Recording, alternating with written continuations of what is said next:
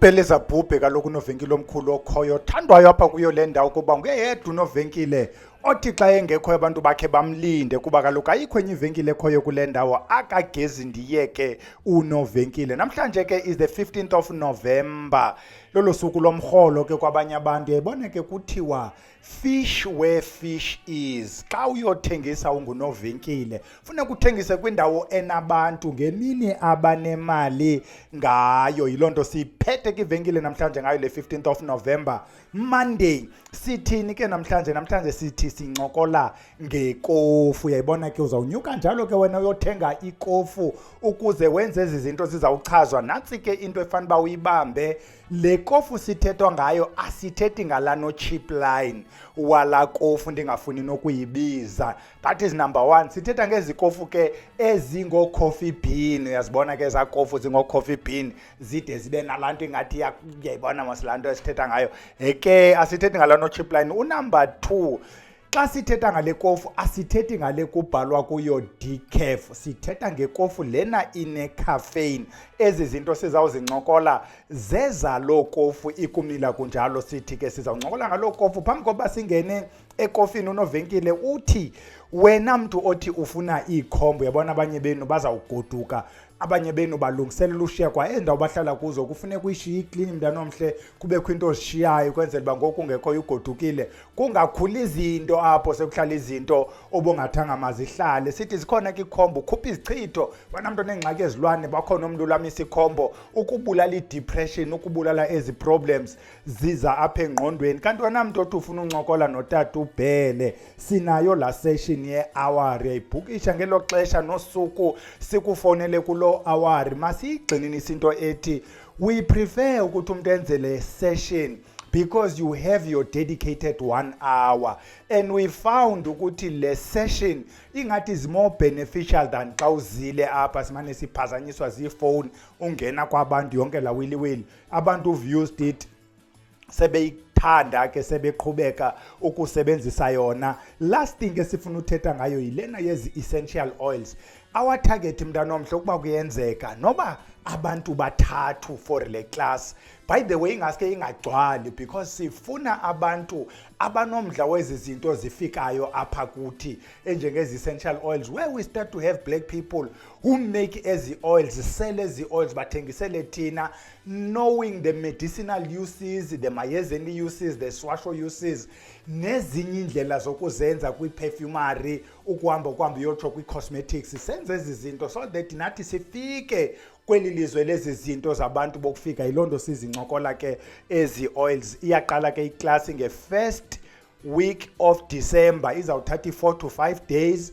Maximum izawuba yila 5 days. Iclassic ibanye ngekota kwezi essential oils, and we are saying, we repeat, ingaskibe ngabantu abambalwa so that senze lo intensive.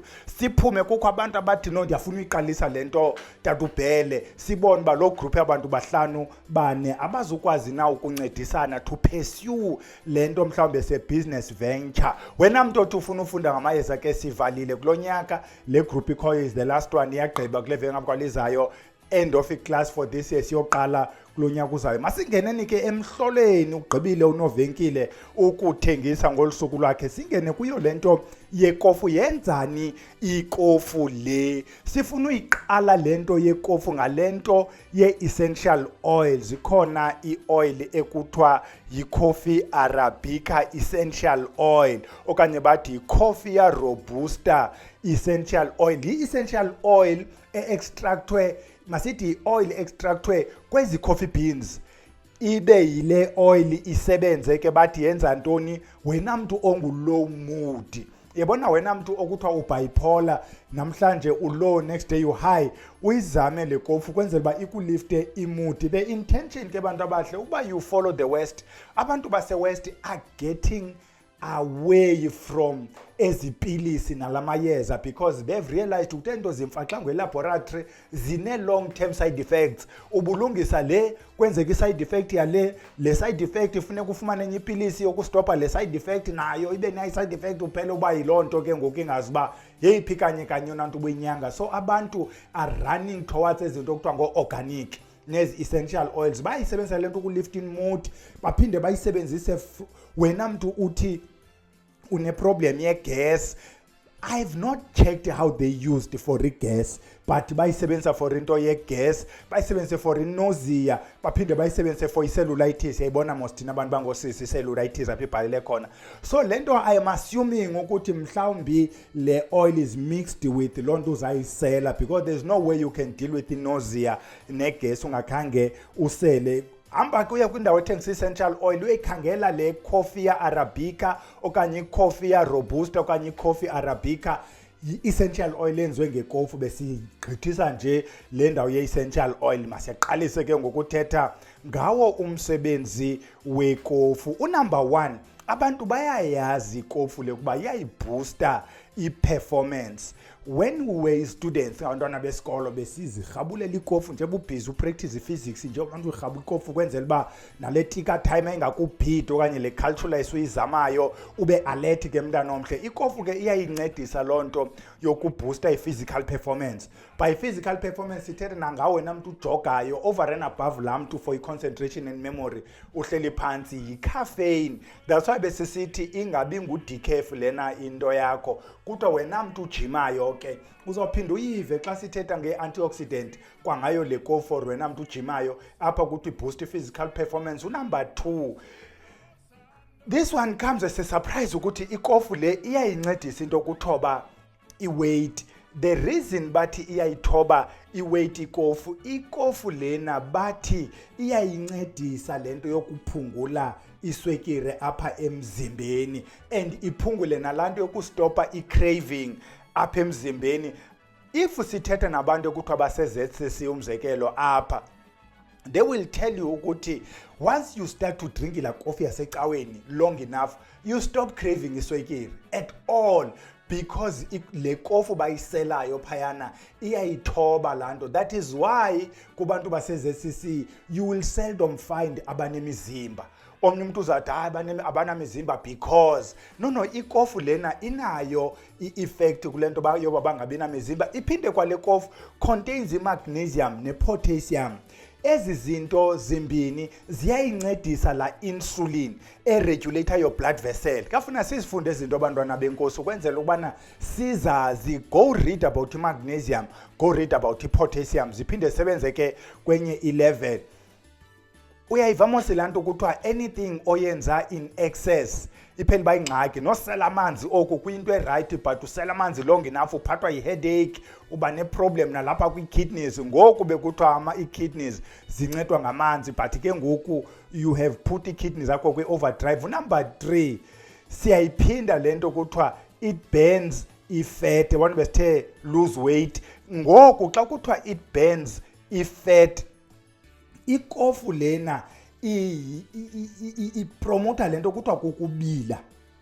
Ipromota uba ubile. Abantu abaphunga ikofu bayazi uyabilisa ikofu nje bubila, you are burning i-fat ufane nomuntu ojimayo, kodwa it doesn't substitute ukujima. Yonke lento siyitshoyo ukuluze weight doesn't substitute ukuyojima ubhene i-fat ngendlela okwazi ukuyimeasurisha nge-calories. Number 4, besiyithethile kubana it improves i-focus nokuba alert, whether uya driver i-long distance drivers. Afumanisa xa igqiba omisa kwigarage ethile will buy ikofu, aseli ikofu. Besithe abanye ke ngoku instead of ikofu bazawusebenzisa ezi-energy drinks ezingo-high caffeine, baphinde ke babe ne-palpitations. Yonke ke lawiliwili sithetha ngayo kuba basebenzisa ezi energy drinks eziphele zifakwa nezinye izinto ezinezazo i-side effects. Siye sithi mhlawumbi zama ikofu le oyazi ukuba these are just beans, nothing else is added, uba nale natural caffeine. Not that azikho natural ezinye, kodwa ke ezinye basynthesizer, but le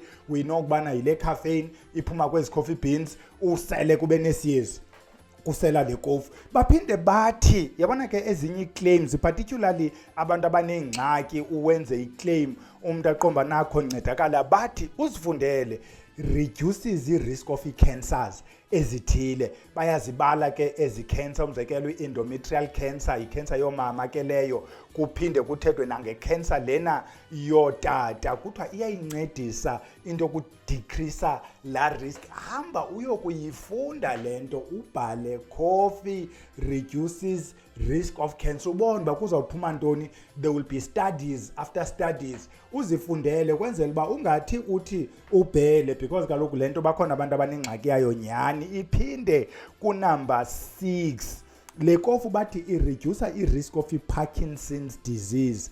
Yebona ke zezi disease engqondo, fumanisa umuntu uyasheka, iyayincedisa ke lonto ukuyireducer nayo. We don't want to make a claim. Hamba uyokuzifundela nge-Parkinson's disease and coffee. We keep emphasizing in moderation. Nalo lo gama sil-emphasizayo, in moderation, xa uyisebenzisa kwa kofu le. Unumber 7, bathi it protects your body. Uyakhumbula ngoku besithethe ngento okuthiwa ngo-free radical. Xa sithi ikofu le ine-antioxidants, wena mntu ujimayo, because when you burn i-oxygen kubakho la uzihambela yedwa kuzawuthiwa i-free radical, binds with ezinye izinto, then you start ukuba ngumuntu ozigugelayo. Ezi free radicals zihambe at the same time zenze nee-cancers ezithile. So ikofu ke iyancedisa ukuba yi-antioxidant. Unumber 8, but it protects your body. Yakhumbula besithethe ngantoni ngasentla nge-Parkinson's. Apha baphinde bathi it reduces i-chance ye-Alzheimer disease. Uyayibona? Iphinde incedise to lower i-risk of i-dementia.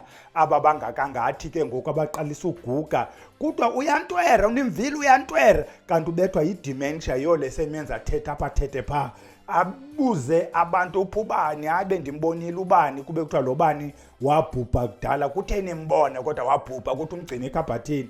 Kanti umuntu wabantu uzigugele. I-memory biza abantu bakudala, because abantu abane-Alzheimer ixesha eninzi, they will remember izinto zakudala. Uzawuthetha ngabantwana bakhe ababhubhayo athi bebabona izolo kuthiwa wabatya. Iyayincedisa ke ikofu kulowarisha i-dementia. That's why abantu abadala bethanda nokuphunga. Ingqondo iyatsho ukuthi I need into ethile. Unumber last ke xa sithetha ngazo izinto zinhle zimnandi nento ze-depression besikhe sayitsho ke kulaa nto ye-mood. Ngoku besithetha nge-essential oil, iyayincedisa nekofu lena ukuba ungabi depressed. Khanyiyeke ukuba depressed. Ikofu iyayistimulate i-central nervous system, ikwenze noko, because apha kwi-central nervous system kukho into ekuthiwa zii-neurotransmitters.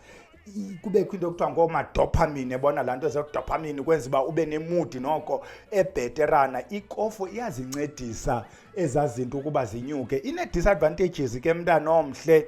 Number 1, susebenzisa uno-chip line wekofu, because uno-chip line uhambe akwenzela i-headache, akwenzele nezinye izinto ne-opposite yale nto besithetha ngayo. Nguno-chip line ke lowo. Iphinde ikofu lena can be toxic ukubana ezi grams ze-caffeine ugqithisile kuzo. That's why akufunanga usele i-20 litre yekofu per day. Khawusele noko ikomityi noba zimbini zekofu yaxa uvukayo naxa ulalayo. Bakhona ke abantu abafana nobhele, ukuze alale funeka afumane ikofu. Kunumber 3, ikofu le iyakwenzela ne-insomnia. Ungalali kuse amehlo ethe gqa ingathi usisikhova. Yiyo ke le kofu le kwenza uba ungalali. Wena mntu kukhulelwe apha kunumber 4 kuthiwa ungayiseli ikofu, because we believe, okanye abantu abenze uphando babelieve ukuthi it crosses i-placenta iyofika emntaneni. Ngoku uzawuzala umntana osene-problem ye-caffeine intolerance, okanye seqhela i-caffeine, uzala uno-caffeine. Kanti i-caffeine iyanikwa kumntana osanduzala, makayinikwe phaa ekliniki lesando, angayiqalwa nguwe.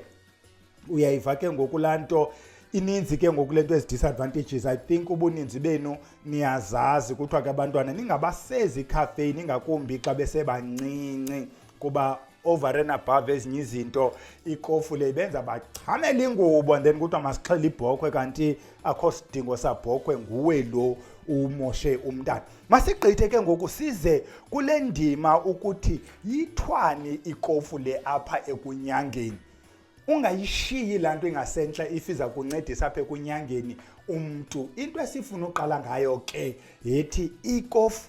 If you've ever been to Vusilanga Academy, siyiclassifya under iziwasho. So the use zekofu in the main izaba kweli cala leziwasho. Sithi ke wena mntu osebenzisa iziwasho, number 1, kulo mntu umnyangayo ongulow mood, khawukhe umhlanganisele iziwasho ezizawudibanisa nekofu kwenzela uba silifte imood yalo mntu simnyangayo. That is number 1. Sithi ke ukuba ungumuntu ozaziyo iziwasho, uzawuyazi ukuthi le kofu mawuyidibanise kanjani ukwenzela umuntu wakho ayisele, lo muntu wakho engafutha nangayo le kofu so that inhale le kofu over and above ukuyisela. Number 2, kwaba bantu sizabana nabo bane-problem ye-nightmares, umuntu othi xa ndilala ingathi kukho into endisinda apha esifubeni. But you must be careful kwizinto ezisisinda esifubeni. If ungumuntu ongumama, you must check if zange na uqhomfe, akukho sana unalona o elaphuncukayo kanye walikhuphayo. Sidilishane naloo nto singekayi kwinto zekofu because it would be something efamba siyi-attende.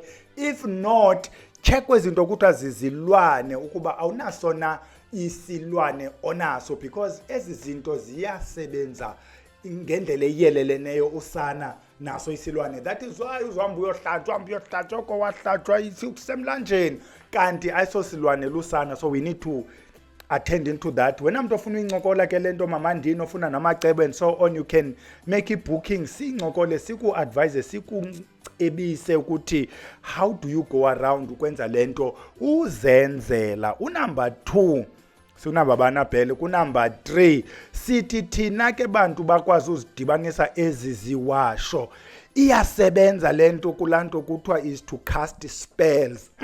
Eligama lithi to cast spells ayiko kuthakatha. Isikhafulo is to cast spells. Xa ukhafula, you are casting spells. Xa sithetha nje emayezeni sithetha, we are casting spells. Eligama lithi spell kuba i-associated nobuthakathi, ingathi into thakatha. When we do incantations, those are spells.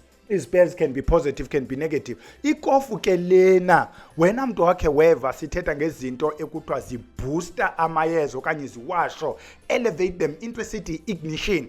Mose xa siyincokola sithi ignition, you start imoto, xa nje iduma imoto, is up to wena ke ukuba uyibuyisa umva okanye uyisa phambili. Ignition doesn't give you a direction. So lento yikofu wena mntu cast spells siyayisebenzisa ke for that purpose, whether ucast esibi esihle siyifake emlonyeni ke the bean, uyinhlanhlathe ke mntana omhle, uthethe lento uzayithetha une-bean emlonyeni. Namba ntontona ndabantu kunamba bani abantu ke abafunda amagqabi, abantu bazi-fortune tellers bafunda amagqabi eti, abanye bafunda amagqabi ekofu. So iyasebenza ke kuyo lonto leyo. Iphinde lento kuthiwa wena mntu osebenzisa iziwasho ofuna ukuhlanjwa ubumdaka, yabona lento ubumdaka. Remember Mosi, eyona nto iqhelekileyo nento diesel, omadubhula, isulfur, ispirit, yonke lana abantu abaninzi who do iziwasho, they are so limited.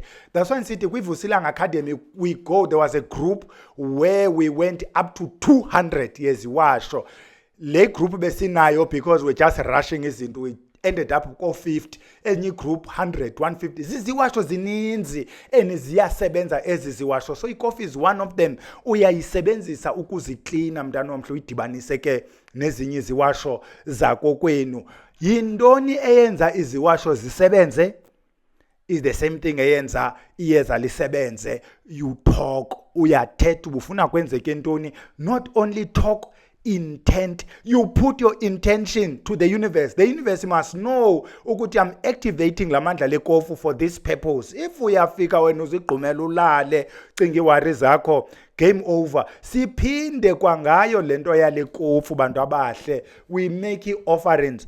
Abanye abantu who believe in deities, in entities. Yonke loo nto ukholelwa kuyo, you make offerings ngekofu. Nathi xa siyopha abantu abadala kuloo ndawo sipha kuyo abantu abadala siyabapha ikofu.